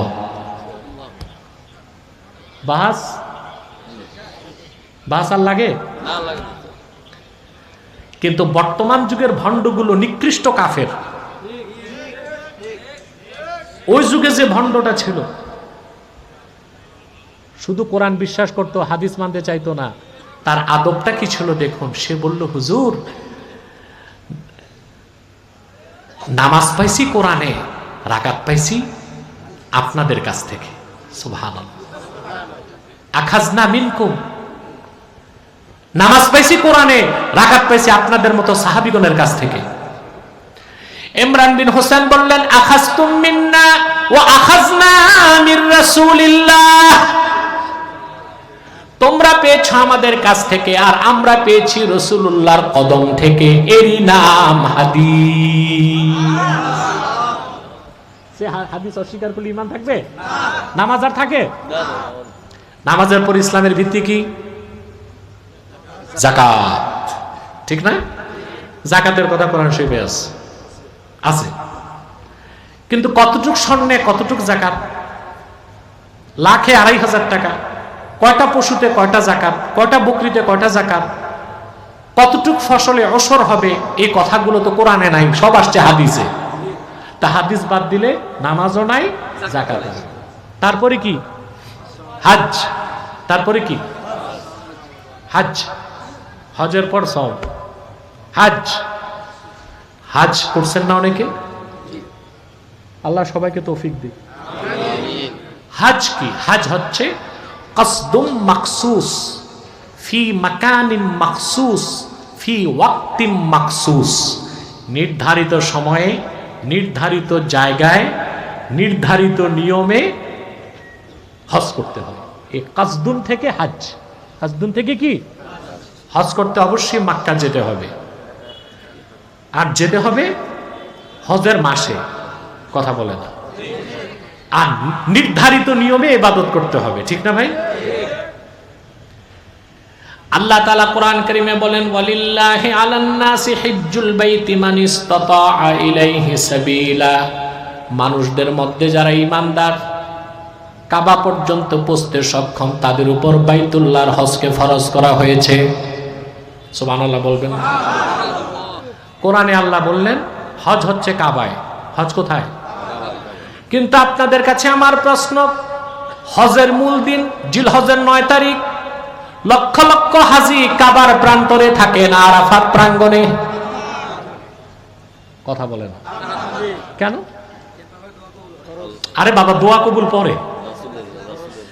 হজের ৩ ফরজ। আল্লাহ বললেন ওয়ালিল্লাহি আলান নাসি হিজ্জুল বাইত, হজ হচ্ছে কাবা, আর হজের দিন কেউ কাবায় থাকে না, সব থাকে ১০ মাইল দূরে আরাফার ময়দানে। সবাই থেকে ১০ কিলোমিটার দূরে আরাফার ময়দানে। কেন? কারণ হাদিসে এসেছে, রাসূলুল্লাহ সাল্লাল্লাহু আলাইহি ওয়াসাল্লাম বলেছেন, আল হাজ্জু আরাফা, হজের সবচেয়ে বড় কাজ হচ্ছে আরাফাতে অবস্থান। এই ৩ ফরজের মধ্যে আরাফার অবস্থানকে আল্লাহ সবচেয়ে বড় ফরজ বানাই দিয়েছেন। সেজন্য জিলহজের ৯ তারিখ সবাই আরাফায় থাকে, কেউ কাবার প্রাঙ্গণে থাকে না। তাহলে হাদিস বাদ দিলে হজও, কথা বলে না। তারপর কি? সওম। রোজা শব্দ তো কোরআনে নাই, সওম এর বহুবচন সিয়াম। বহুবচন কি? সিয়াম, ঠিক না ভাই? এখন সওম শব্দের আবার ২টা অর্থ। কয়টা? সওম শব্দের একটা অর্থ ইমসাক, বিরত থাকা।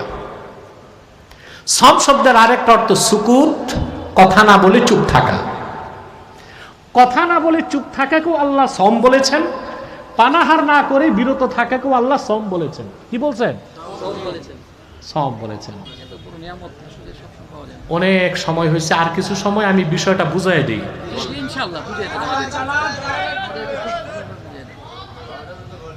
প্রিয় ভাইগণ, সওম শব্দের কয়টা অর্থ?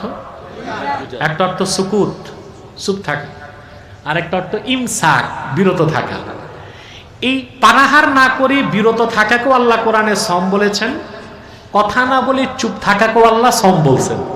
যেমন আমি দৃষ্টান্ত দিচ্ছি, আল্লাহ রাব্বুল আলামিন বলেন, ইয়া আইয়ুহাল্লাযীনা আমানু কুতিবা আলাইকুমুস সিয়ামু কামা কুতিবা আলাল্লাযীনা মিন ক্বাবলিকুম লাআল্লাকুম তাত্তাকুন। হে ইমানদারগণ, বিশ্বাসীগণ, তোমাদের উপর সিয়ামকে ফরজ করা হয়েছে, যেভাবে ফরজ করা হয়েছিল তোমাদের পূর্ববর্তী জাতিদের উপর। এখানে সওম বা সিয়াম অর্থ হচ্ছে পানাহার থেকে বিরত থাকা, ঠিক না? সূর্য উদয়ের আগ থেকে সূর্যাস্ত পর্যন্ত ইমসাকুল বাতন আনিল আকলি ওয়া শুরবি ওয়াল ফারজ আনিশ শাহওয়াত ক্বাবলা তুলু ইশ-শামসি ইলা গুরুবিহা। সূর্য পূর্ব দিগন্তে উদিত হবার আগ থেকে পশ্চিম দিগন্তে ডুবে যাবার আগ পর্যন্ত এই 12 থেকে 14 ঘন্টা পানাহার থেকে বিরত থাকে। আল্লাহ কোরআনে কি বলছেন? সব। আবার সূরা মারিয়ামে আল্লাহ তাআলা মরিয়মের প্রসঙ্গে বলেন, মরিয়মের কোনো স্বামী ছিল না। এটা জানেন? ঈসার বাবা ছিল না, সেজন্য দাদাও ছিল না, দাদা ছিল না, সেজন্য তো পর দাদাও ছিল না। অনেক জায়গায় ইন্টারভিউতে বুঝলেন, কমিটির কিছু মানুষ আছে না দুষ্ট, আলেমদের ঠেকানোর চেষ্টা করে, তো ফট করে জিজ্ঞেস করে ঈসা আলাইহিস সালামের দাদার নাম কি? তা আলেম সচেতন হইলে বলে ঈসার তো বাবাই ছিল না, তো দাদা হবে কোত্থেকে? প্রিয় বন্ধুগণ, কোন পুরুষের স্পর্শ ছাড়া মরিয়মের পেটে ঈসা জন্ম নিয়েছেন, ঠিক না? আল্লাহ ঈসাকে তৈরি করছেন তার মা মরিয়মের পেটে পুরুষের স্পর্শ ছাড়া। তা আল্লাহ মরিয়মকে শিখায় দিয়েছেন। ইহুদিরা যখন প্রশ্ন করতে লাগলো, হযরত মরিয়ম বললেন, ইন্নী নাযারতু লির-রাহমানি সাওমা ফালান উকাল্লিমাল ইয়াওমা ইনসিয়া। রহমানের নামে আমি মান্নত করেছি, আমি কোনো মানুষের সাথে কথা বলবো না, সম করব। এক জায়গায় সম অর্থ পানাহার থেকে বিরত থাকা, আর এক জায়গায় সম অর্থ কথা না বলে চুপ থাকা। এখন যে হতবাগা শয়তান, শয়তানের হাড্ডি, শুধু কোরআন মানে হাদিস মানে না, সে তো ভাওতাবাজির সুযোগ আছে। সে বলবে সমের তো দুইটা অর্থই আছে, কথা না বলাও সম, পানাহার না করাও সম। আমি প্রথম অর্থ নিলাম না, দ্বিতীয় অর্থ নিব। সারাদিন যা খুশি তা খাবো, শুধু কথা বলবো না, চুপ থাকবো।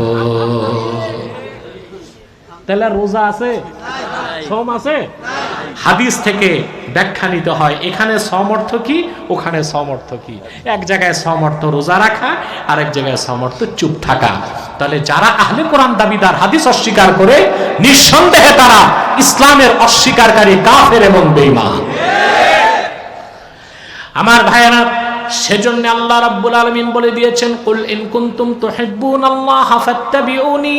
মুহাম্মদ সাল্লাল্লাহু আলাইহি সাল্লাম আপনি বলুন, যদি তোমরা আল্লাহকে ভালোবেসে থাকো আমার অনুসরণ করো। কারণ আমি মুহাম্মদ সাল্লাল্লাহু আলাইহি সাল্লামের অনুসরণ বাদ দিয়া আল্লাহকে পাওয়া, আল্লাহ পর্যন্ত পৌঁছা, আল্লাহর সান্নিধ্য পাওয়া, আল্লাহর ভালোবাসা পাওয়া, নাজাত পাওয়া, কল্যাণ পাওয়া, মুক্তির কোনো ব্যবস্থা নাই। বিগত 16 বছরে বুদ্ধিজীবী বহুত ছিল না? এই বুদ্ধিজীবীদের বাবা দাদা পরদাদাগুলো আমার সাথে ডিবেটে হারছে আল্লাহর রহমতে। একটা না, বহুতগুলো শয়তান। হ্যাঁ, এক একটার এক এক নাম, এক এক বুদ্ধিজীবী এক এক জায়গার। তো বলতেছিলাম ওরা বহুবার হারছে আমার কাছে।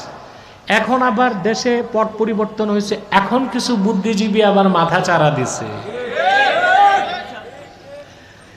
এক বুদ্ধিজীবী আছে আপনাদের ঢাকায়, এত লম্বা দাড়ি, আর মোষ হচ্ছে 3 ইঞ্চি মোটা,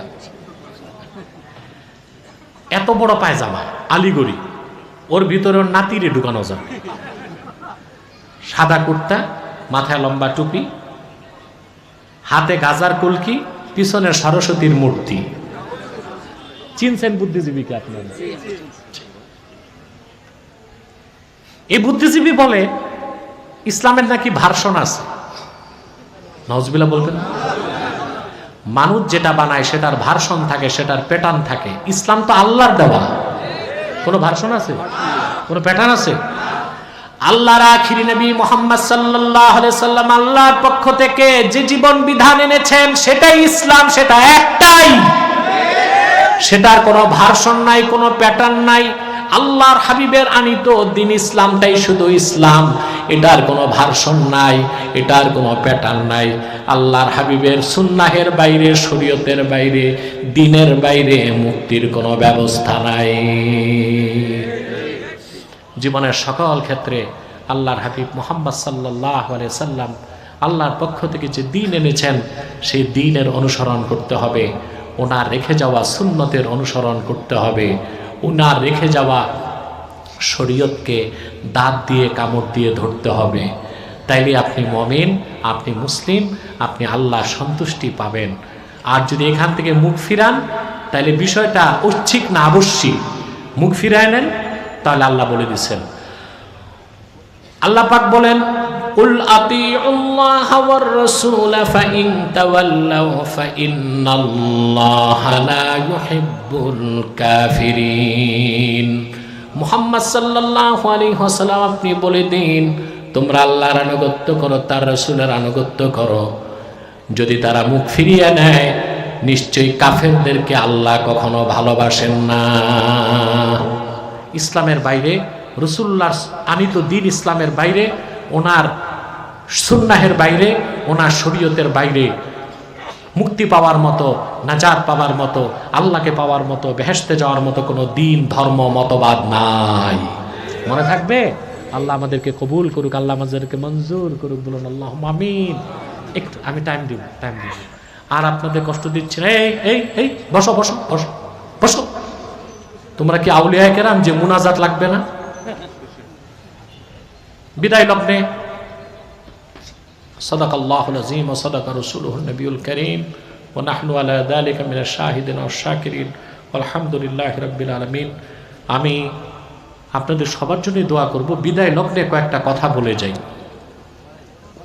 আপনারা এখানে বিভিন্ন দল ও মতের লোক আছেন না? আমার মনে একটা ব্যথা আছে, এটা আমি সারা দেশে বলছি।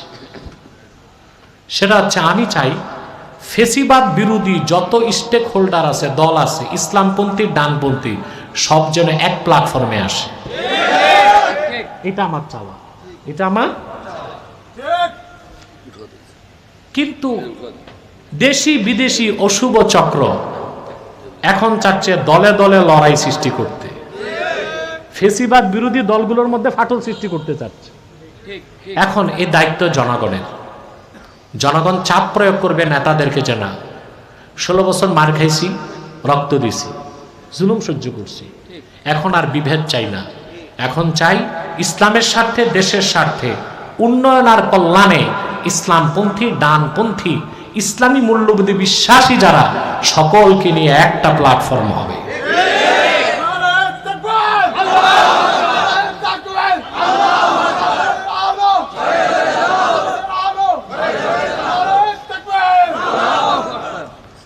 তাহলে আগামীর বাংলাদেশ একটা সার্থক রাষ্ট্র হবে, ঠিক না ভাই?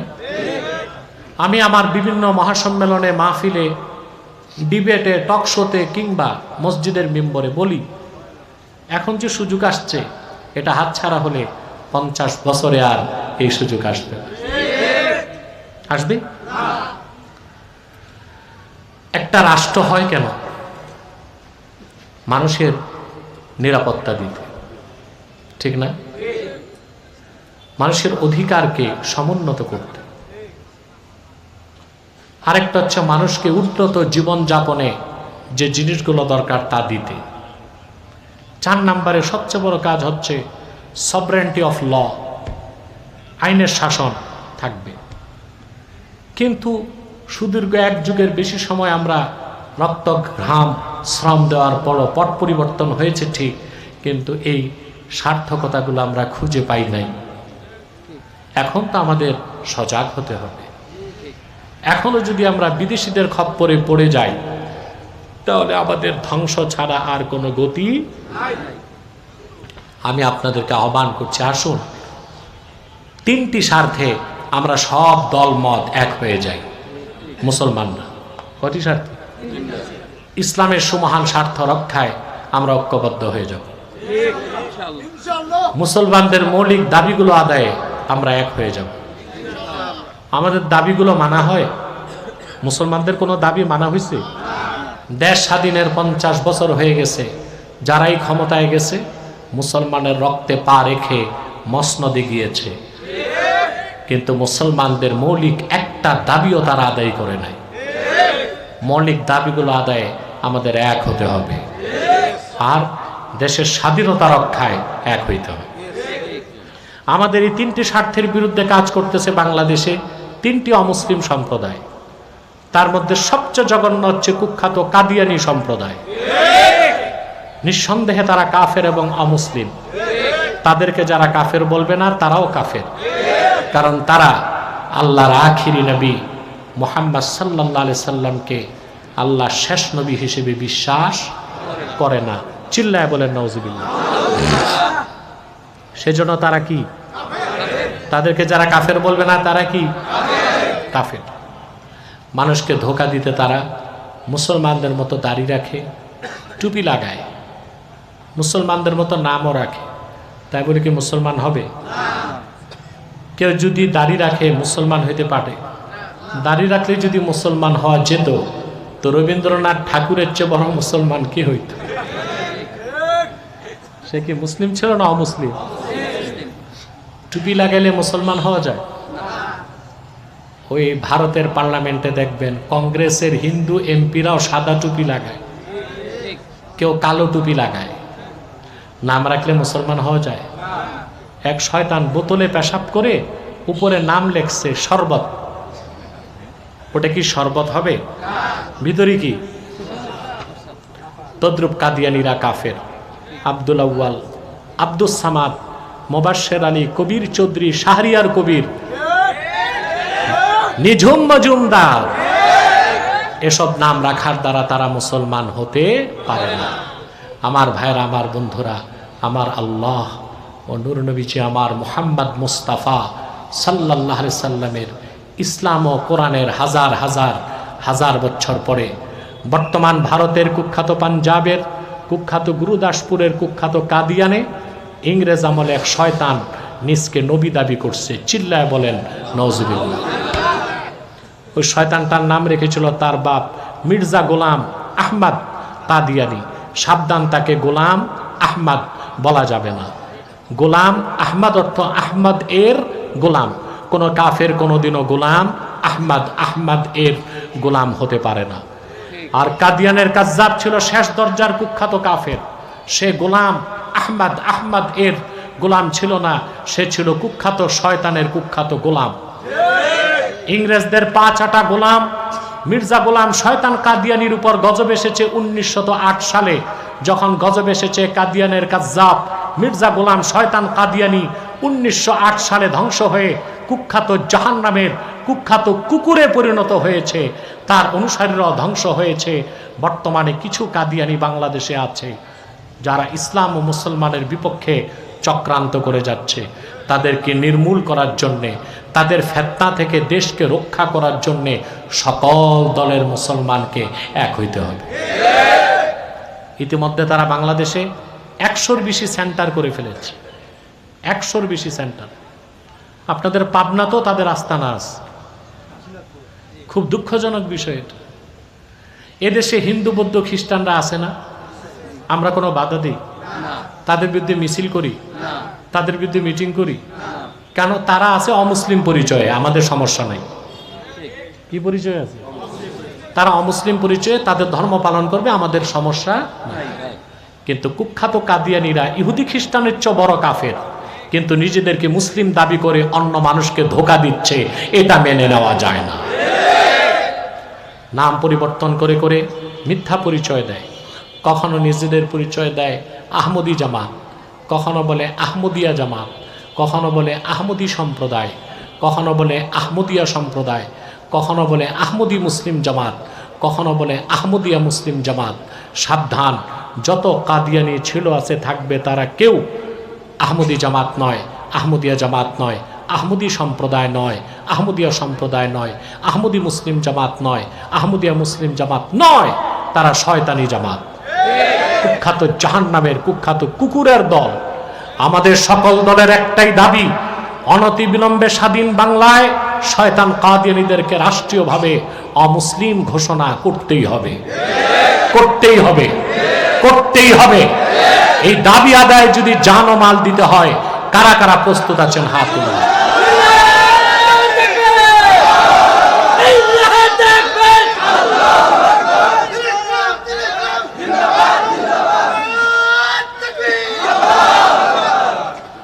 তাদেরকে অর্থনৈতিক সহযোগিতা করবেন না? করেন? জি করেন। প্রাণ কোম্পানির যত জিনিস তাদের, সেজান কোম্পানির জুস তাদের, RFL এর পণ্যগুলো তাদের, প্রথম আলো নামের প্রথম অন্ধকার পত্রিকা, ডেলি স্টার, কালের কণ্ঠেগুলো তাদের। এগুলো ধরবেন না, কিনবেন না, বেচবেন না, নৈতিক দায়িত্ব হিসেবে মনে থাকবে। আরেকটি অমুসলিম সম্প্রদায় আমাদের স্বাধীনতায় হাত দিচ্ছে, এটা হচ্ছে ঈসাই তরিকা, খ্রিস্টানদের একটা গোপন দল। তারা বাংলাদেশে প্রবেশ করছে 1978 সালে। কত সালে? তারা মুসলমানদের মতো দাড়ি টুপি লাগায়, নামও বদলায় না। সারা বাংলাদেশে তাদের এখন যে নেতা, তার নাম রাখছে শামসুল ইসলাম। কত বড় ধোঁকা! ইসলাম তো সাথে নাই, মানে নাম রাখছে। তো তারা মানুষকে ধোঁকা দিয়ে খ্রিস্টান বানাচ্ছে। উত্তরবঙ্গে, কক্সবাজারে, উখিয়াতে, পার্বত্য চট্টগ্রামে তাদের একটা মাস্টার প্ল্যান হচ্ছে যে 2050 সালের মধ্যে পার্বত্য চট্টগ্রামকে আলাদা করে একটা খ্রিস্টান রাষ্ট্র বানাবে। অথচ আমার দেশে রাজনৈতিক দলগুলো এই ব্যাপারে একেবারেই নীরব। যে দেশের স্বাধীনতাই ক্ষুণ্ণ হয়, তারা রাজনীতি করবেন কোথায়? থাকে কিছু? দেখেন, আমি ওলামায়ে কেরাম প্রতিবাদ করছে, আমি খুব প্রতিবাদ করে গেছি 10 মাস করিডোর বিষয়ে, চট্টগ্রাম পোর্ট নিয়ে, এবং ওই ঢাকায় মানবাধিকার সংস্থা নিয়ে।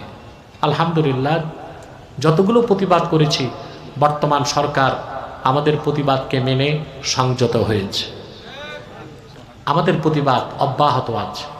আমাদের সাথে যদি আরো অসংখ্য মুখ থেকে ভয়েস রেজ হতো, তাহলে আশা করা যায় দিন বিরোধী, দেশ বিরোধী একটা এজেন্ডাও বাংলাদেশে বাস্তবায়ন হবে না। ত্যাগ হইতে হবে না আপনাদের? আরেকটা বাতিল ফেরকা মাথা চারা দিয়েছে, হিজবুত তাওহীদ। এত কাছে আপনাদের টাঙ্গাইল, এই যে টাঙ্গাইল থেকে। এরা খুব জঘন্য আকীদা। এদের আকীদা হচ্ছে নামাজ হচ্ছে ব্যায়াম, অজু থাকলেও হবে, অজু ছাড়াও হবে।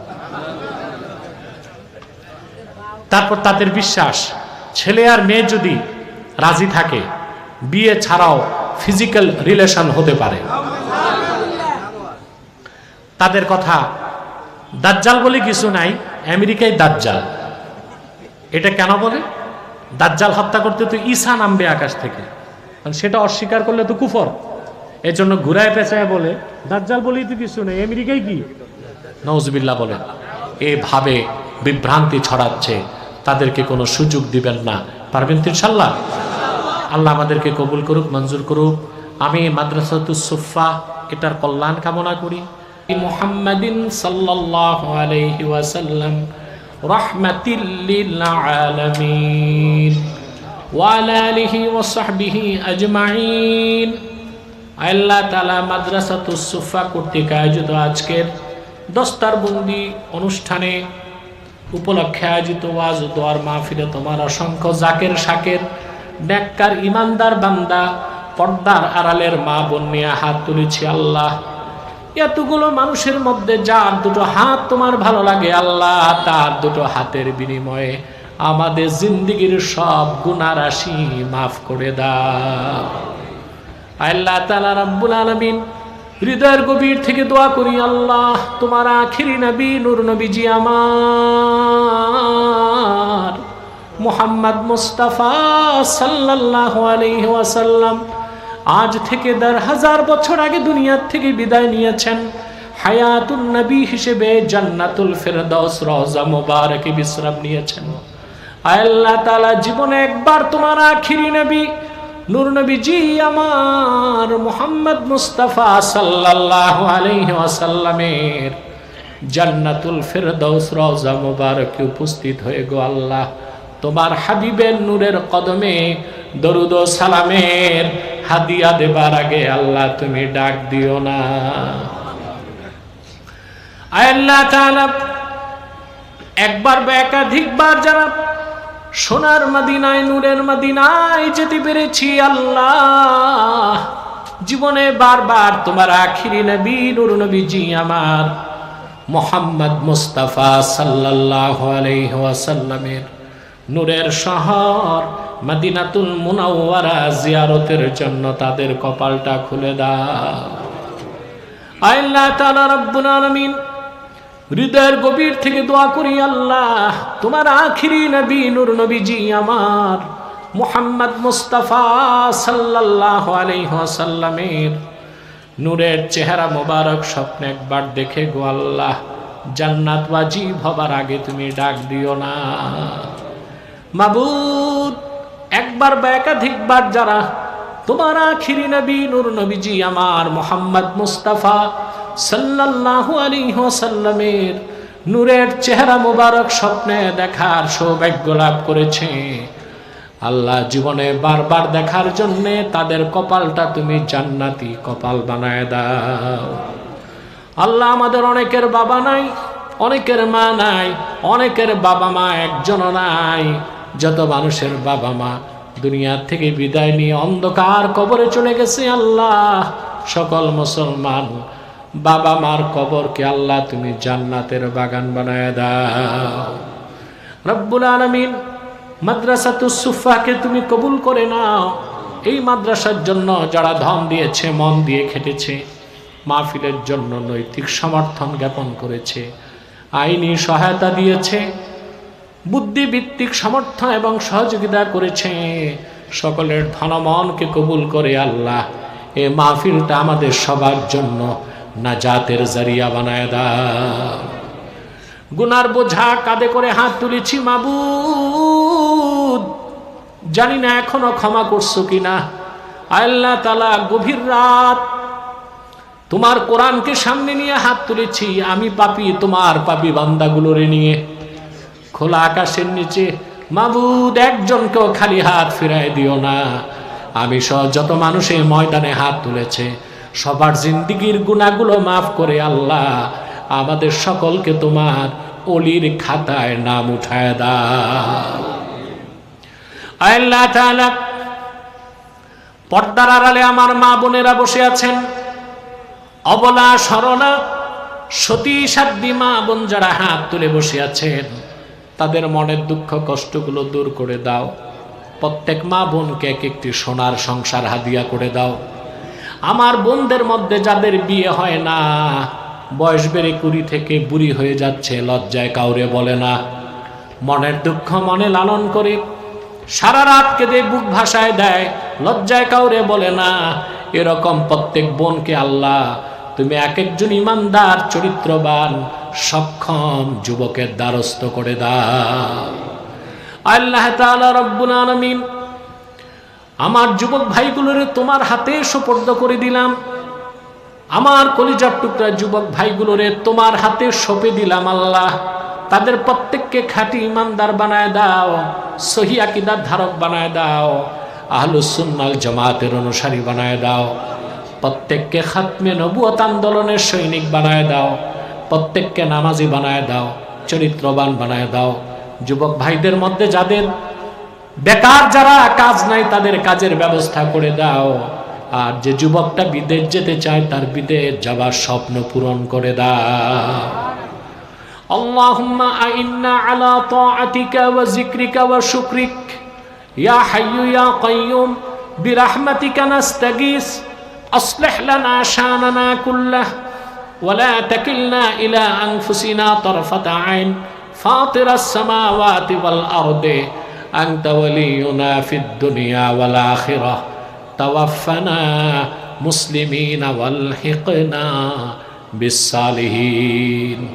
ভাইরা আমার, 1 মিনিট সময় ছেড়ে দিলাম, চক্ষুটা বন্ধ করুন, দিলটা নরম করুন, মাথাটা নত করুন। আল্লাহর আখিরি নবী নূর নবীজি আমার মুহাম্মদ মুস্তাফা সাল্লাল্লাহু আলাইহি সাল্লামের ওসিলা ধরে আল্লাহর কাছে চান, যা চাইবেন তাই কবুল হয়ে যাবে। সারা জীবনের গুনার কথা মনে করে মুনাজাতে আত্মসমর্পণ করে আল্লাহর কাছে 2 ফোঁটা চোখের পানি ছেড়ে দিন, জিন্দিগির গুনাহগুলো মাফ হয়ে যাবে।